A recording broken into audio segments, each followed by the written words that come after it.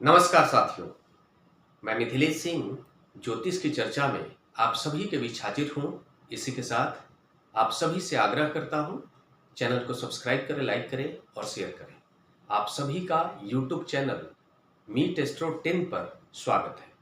आज चर्चा का विषय है सूर्य का गोचर 16 जुलाई शाम को 5:35 पर सूर्य कर्क राशि में गोचर करने जा रहे हैं। इस गोचर का प्रभाव सभी राशियों पर किस तरह का होगा, इसको हम लोग समझने का प्रयास करेंगे।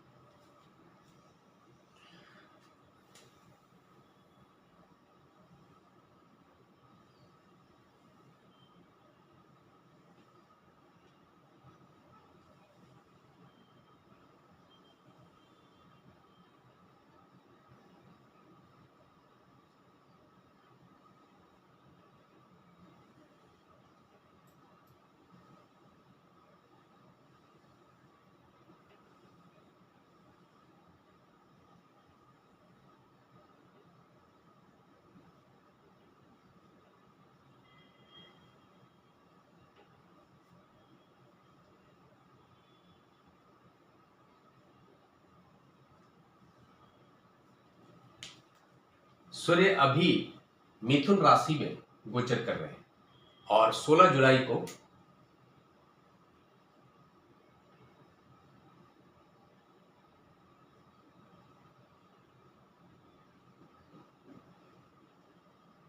कर्क राशि में आ जाएंगे। सभी राशियों पर किस तरह का प्रभाव होगा, इसको हम लोग समझेंगे। सूर्य मेष राशि वालों के लिए हमें कहेंगे कि कुछ फायदा और कुछ चीजों को सावधान करने के लिए यह गोचर होने जा रहा है। इस गोचर का प्रभाव इस तरह का रहेगा मेष राशि वालों पर। मेष राशि वालों को अगर सुख सुविधाओं से संबंधित कोई मनोकामना है, कोई घर लेने को लेकर वो प्रयास कर रहे हैं, कोई गाड़ी खरीदने को लेकर प्रयास कर रहे हैं, तो उनकी मनोकामना पूर्ण हो सकती है। जातक के व्यक्तित्व में अग्नि तत्व की मात्रा बढ़ेगी, मन पर भी अग्नि तत्व की प्रबलता बढ़ेगी। इसके फलस्वरूप जातक के व्यक्तित्व में गुस्से की मात्रा बढ़ेगी। जातक को सावधान रहने की आवश्यकता है। जातक को अपनी माता के स्वास्थ्य का भी ख्याल रखना चाहिए। जातक जनता पर अपना प्रभाव बनाने में सफल होगा इस गोचर काल में। जातक अगर सरकारी नौकरी करता है तो पदोन्नति होने के चांसेस है। ऐसा जातक अगर कोई सरकारी नौकरी की तैयारी कर रहा है तो इस गोचर काल में शुभ संदेश सरकार की तरफ से सुनने को मिल सकता है। बात करते हैं मेष राशि वालों के बाद वृषभ राशि वालों की। वृषभ राशि वालों के अनुसार सूर्य का यह गोचर उनके तीसरे भाव में होने जा रहा है। इसका प्रभाव इस प्रकार का होगा कि जातक का मन विशेषकर सरकारी क्षेत्रों से जुड़ेगा। जातक राजनीति में जुड़े हुए जो बड़े लोग हैं उनके साथ संबंध बनाने का प्रयास करेगा, राजनीति में अपनी रुचि रखेगा और उसी क्षेत्र में पराक्रम करने का प्रयास करेगा। ऐसा जातक अगर सरकार से जुड़कर कोई कार्य करने का प्रयास कर रहा है तो उसमें सफलता देखी जा सकती है। जातक को अपने छोटे भाई के साथ खासकर संबंधों को बहुत ही समझदारी के साथ इस गोचर काल में रखना चाहिए। वाद विवाद की स्थिति बन सकती है। साथ में बात करते हैं मिथुन राशि वालों की। मिथुन राशि वालों के अनुसार सूर्य का यह गोचर उनके दूसरे भाव में होने जा रहा है। दूसरे भाव में सूर्य का जब गोचर होगा, इस गोचर काल में जातक को खासकर अपनी वाणी पर नियंत्रण रखना होगा। जातक की वाणी प्रभावित होगी नकारात्मक रूप से। जातक अपने जो भी साथ में रहने वाले लोग हैं उनको अपनी वाणी से दुखी कर सकता है। जातक अपने रिश्तेदार के साथ में किसी प्रकार के वाद विवाद में फंस सकता है। हमें कह सकते हैं कि उनको दुखी कर सकता है अपनी वाणी से। साथ में जातक का जो व्यक्तित्व होगा खासकर धन से जुड़ेगा। ऐसा जातक जो भी पराक्रम करेगा उस पराक्रम में उद्देश्य उसका धन कमाना हो जाएगा। साथ में हमें यह भी पता चल रहा है कि ऐसे जातक की जो आत्मा होगी वह अष्टम भाव से जुड़े जो क्षेत्र हैं उससे जुड़ने का प्रयास करेगा। ऐसा जो जातक होगा गुण ज्ञानी हो जाएगा इस गोचर काल में और ज्योतिष के प्रति आकर्षण बढ़ेगा। किसी विषय की गहराई में जाने के प्रति जातक जागरूक होगा। बात करते हैं कर्क राशि वालों की। कर्क राशि वालों के अनुसार सूर्य का यह गोचर उनके पहले ही भाव में होगा। इसका परिणाम इस प्रकार का होगा कि जातक के व्यक्तित्व में आत्मविश्वास की मात्रा बढ़ जाएगी। जातक सरकार से जुड़े हुए लोगों से अपना संबंध बनाने में सफल होगा। जातक की पहुंच सरकारी क्षेत्रों में बढ़ेगी। ऐसा जातक राजनीति में भी बड़ी पकड़ बनाने में सफल होगा। जातक बड़ा नेतृत्व करने वाला हो सकता है, प्रखर वक्ता बन जाएगा।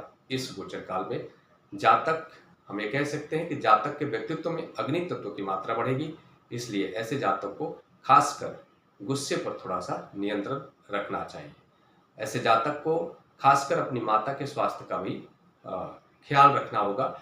और साथ में अगर जातक किसी प्रकार के साझेदारी में कोई कार्य कर रहा है तो उसे अपने साझेदार के साथ संबंध बहुत ही ध्यानपूर्वक रखने की आवश्यकता है। हमें कह सकते हैं कि इस गोचर काल में थोड़े से वाद विवाद की स्थिति बन सकती है, वो भी जातक के व्यक्तित्व में अग्नि तत्व की मात्रा के बढ़ने के कारण।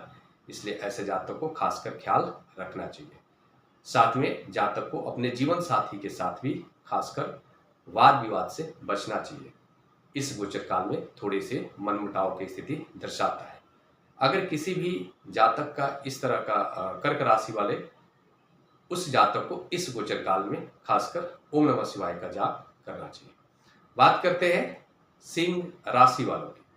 सिंह राशि वालों के अनुसार सूर्य का गोचर द्वादश भाव में होने जा रहा है। इसका परिणाम यह होगा कि ऐसा जो जातक होगा उसका मन विदेश से जुड़ेगा, संन्यास से जुड़ेगा और थोड़ा सा ईर्ष्या से और अहंकार से जुड़ेगा।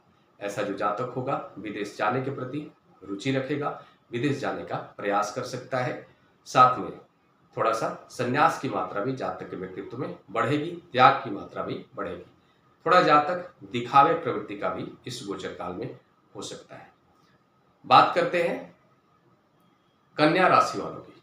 कन्या राशि वालों के अनुसार सूर्य का यह गोचर उनके एकादश भाव में होने जा रहा है। एकादश भाव में सूर्य का यह गोचर बताता है कि जातक अपने जीविकोपार्जन हेतु जो भी कार्य करेगा उसके कार्य से उसे लाभ की स्थिति पहुंचेगी। जातक अगर सरकारी पक्षों से जुड़कर कोई लाभ लेने का प्रयास कर रहा है पिछले काफी दिनों से, तो इस गोचर काल में उसे शुभ फल प्राप्त हो सकते हैं। साथ में यह भी कहेंगे कि ऐसा जो जातक होगा उसको जीविकोपार्जन हेतु जो भी ज्ञान चाहिए उस ज्ञान में बढ़ोतरी देखी जाएगी। इस गोचर काल के दौरान जातक की जो आत्मा होगी वो अपने संतान को लेकर के बहुत ही अटैच होगा। इस गोचर काल में जातक थोड़ा सा आध्यात्मिक भी बनने का प्रयास करेगा। साथ में बात करते हैं तुला राशि वालों की। तुला राशि वालों के अनुसार सूर्य का गोचर उनके दसम भाव में होगा। दसम भाव, और अगर कोई राजनीति में जुड़ा हुआ है तो उसे बड़ा पद हासिल हो सकता है। कोई अगर बड़ा अधिकारी है तो उसे और बड़ा पद प्राप्त हो सकता है। साथ में बात करते हैं वृश्चिक राशि वालों की। वृश्चिक राशि वालों के अनुसार सूर्य का यह गोचर नवम भाव में होगा। सूर्य का गोचर नवम भाव में होने के परिणाम इस प्रकार के होंगे कि ऐसे जातक के भाग्य उदय की संभावना सरकारी क्षेत्रों में इस गोचर काल में देखी जा सकती है। जातक को सरकारी क्षेत्रों से कोई बड़ा परिणाम देखा जा सकता है। साथ में जातक यह भी कहेंगे कि इस गोचर काल में कोई सरकार से जुड़ा हुआ कोई कार्य कर रहा है, पहले से कोई इन्वेस्टिगेशन कर रहा है कोई सरकारी अधिकारी के तौर पर, तो इस गोचर काल में उसे सफलता मिल सकती है। साथ में इस गोचर काल में जातक की जो आत्मा होगी धर्म से जुड़ेगी, पिता के साथ कनेक्शन बढ़ेगा। बात करते हैं धनु राशि वालों की। धनु राशि वालों के अनुसार सूर्य का गोचर उनके अष्टम भाव में होने जा रहा है।